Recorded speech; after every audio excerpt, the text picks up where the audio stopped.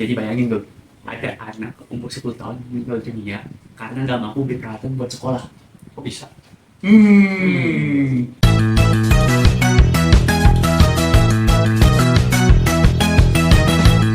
Oke guys, jadi pada kesempatan kali ini kami berdua akan membahas mengenai kasus anak di NTT yang meninggal dunia karena tidak mampu memberi peralatan buku tulis atau peralatan sekolah seharganya di bawah 10.000. Nah, bagi kalian yang nggak tahu ceritanya, jadi kurang lebih kayak gini guys ceritanya. Jadi ceritanya itu di suatu hari di NTT ada anak SD berumur 10 tahun dengan inisial YS meminta dibeliin buku tulis dan pena oleh ibunya yang harganya bisa dibilang di bawah 10.000. Nah, sama ibunya ini nggak dibeliin dengan dalih tidak punya uang. Lalu nggak lama kemudian si anak ini tuh ikat dirinya sendiri di pohon.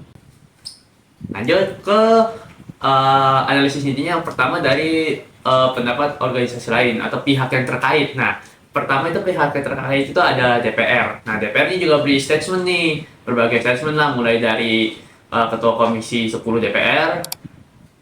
Nah, setelah itu ada juga Ibu Puan Maharani, Ketua DPR Indonesia, juga mengomentari hal tersebut dengan bilang peristiwa ini tuh jadi titik balik untuk mengevaluasi sistem pendidikan yang ramah anak dan mampu menjaga kesehatan anak didik serta termasuk kesehatan mental mereka dan psikologinya, kurang lebih begitu.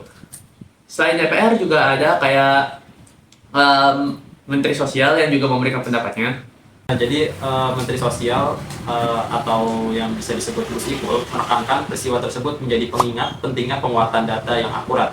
Menurutnya, dengan data yang akurat, negara dapat memberikan perlindungan dan dukungan yang tepat. Jadi, Kemensos ini dia membuat kebijakan baru setelah terjadinya peristiwa ini, yaitu dia membuat sistem yang lebih akurat. Jadi, penyebaran kemiskinan lebih terdata, orang-orang miskin lebih terdata, sehingga tidak ada lagi yang terjadi seperti ini.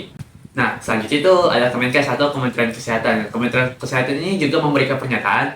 Selain memberikan pernyataan, mereka juga melakukan sebuah tindakan. Nah, mulai gerakan tindakan yaitu mulai screening, jadi nggak ada masalah kejiwaan. Jadi mungkin kayak sosialisasi gitu bagi kesehatan mental anak-anak. Lanjut, tentu saja yang selanjutnya itu ada kepolisian. Kepolisian juga kasih statement. Oke, jadi setelah diselidiki tentang kasus ini, Polres Ngada menghentikan penyelidikan kasus kematian siswa kelas 4 SD di Kecamatan Jerebu, Ngada, Nusa Tenggara Timur yang tewas gantung diri. Polisi menilai tidak ada unsur pidana dalam peristiwa tersebut.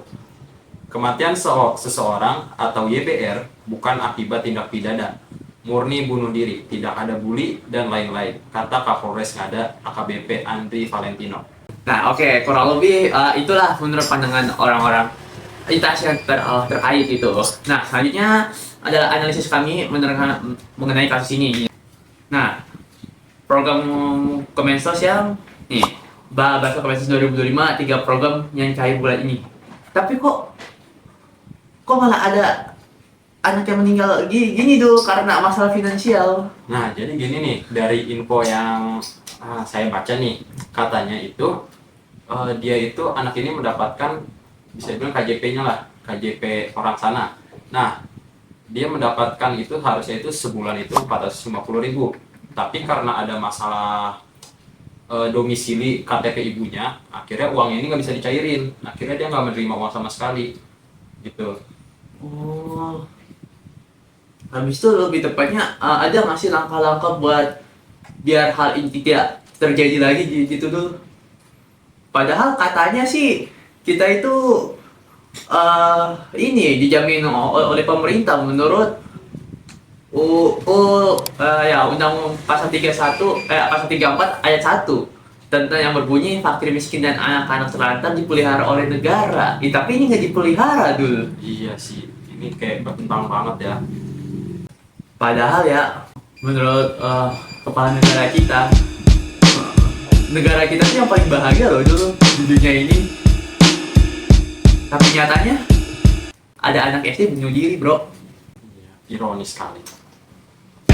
Something bad about